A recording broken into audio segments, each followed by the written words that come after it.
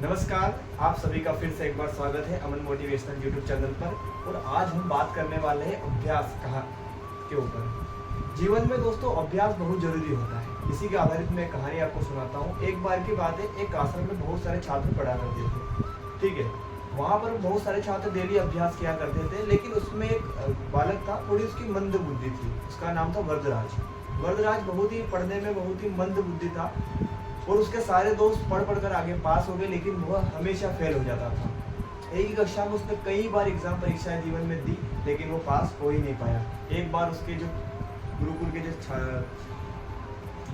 जो टीचर होते हैं, गुरुकुल के जो गुरु होते हैं, उन्होंने उसको कहा कि तू अब रहने दे, तो अपने घर जा और अपने घर वालों की मदद कर आगे काम करने में।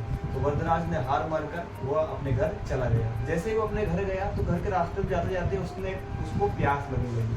जब उसको प्यास नहीं लगी तो उसने देखा कि एक कुआं है एक पास में, वहाँ पर बहुत सारी महिलाएं पानी भर रही है।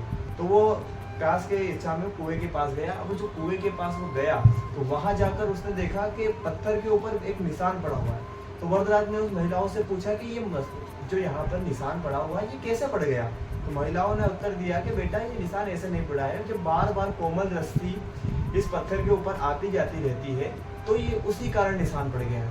तभी वरदराज के मन में कि कोमल रस्सी अगर पत्थर के ऊपर निशान कर सकती है तो मैं भी तो कुछ ना कुछ कर सकता हूँ। वो वापस अपने गुरुकुल में गया और वहाँ पर उसने मन लगाकर पढ़ाई की और जी जान से अपने गुरुजी की मदद की और गुरुजी ने उसे बहुत अच्छा पढ़ाया।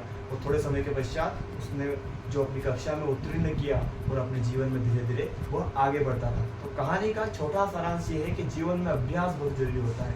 जब तक हम अभ्यास करते रहेंगे तब तक हम हमारे जीवन में आगे बढ़ते रहेंगे। तो जीवन में सबसे ज़्यादा महत्वपूर्ण, सबसे ज़्यादा अगर ध्यान देने वाली चीज़ है तो वो है अभ्यास। अगर आप अभ्यास करते रहेंगे, बार बार अगर प्रयास करते रहेंगे, तो जो रस्सी होती है वो पत्थर के ऊपर भी निशान कर देती है।